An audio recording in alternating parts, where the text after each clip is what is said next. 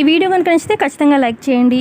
Doctor రాగానే ఇక మిత్ర వాళ్ళు అడుగుతూ ఉంటారు, డాక్టర్ లక్కీకి ఎలా ఉంది అని చెప్పి అంటూ ఉంటే అప్పుడు డాక్టర్ అంటారు, లక్కీ చాలా వీక్గా ఉంది, బ్లడ్ ఎక్కించాలి అని చెప్పి అనగానే నా తీసుకోండి డాక్టర్, నా తీసుకోండి అని చెప్పి మిత్ర వివేకులు అంటూ ఉంటారు. అక్కడే జయదేవ్, జాను, అలాగే ఇటు మనీషా, దేవి అని కూడా ఉంటారు.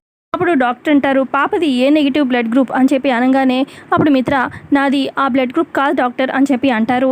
అప్పుడు డాక్టర్ ఇలా అంటారు, పాప పేరెంట్స్ కనుక ఉండుంటే ఖచ్చితంగా పేరెంట్స్లో ఎవరో ఒకరిది బ్లడ్ గ్రూప్ మ్యాచ్ అయ్యేది అని చెప్పి అంటారు.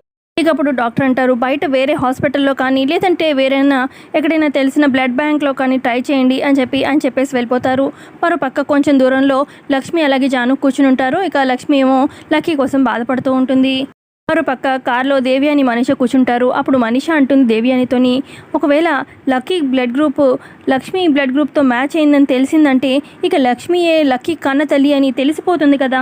అప్పుడు దేవి అని ఇలా అంటుంది, లక్కీ బ్లడ్ గ్రూప్ లక్ష్మికి తెలియదు కదా అని చెప్పి అంటూ ఉంటే అప్పుడు మనీష, లక్ష్మికి తెలీదు కానీ జానుకు తెలుసు కదా, లక్ష్మియే లక్కీ కన్న తల్లి అని తెలిసిపోతే ఇంకేం లేదు, నా పని అవుట్ అని చెప్పి మనీష చాలా కంగారు పడిపోతూ ఉంటుంది. ఏం జరగబోతుందా అని చెప్పి.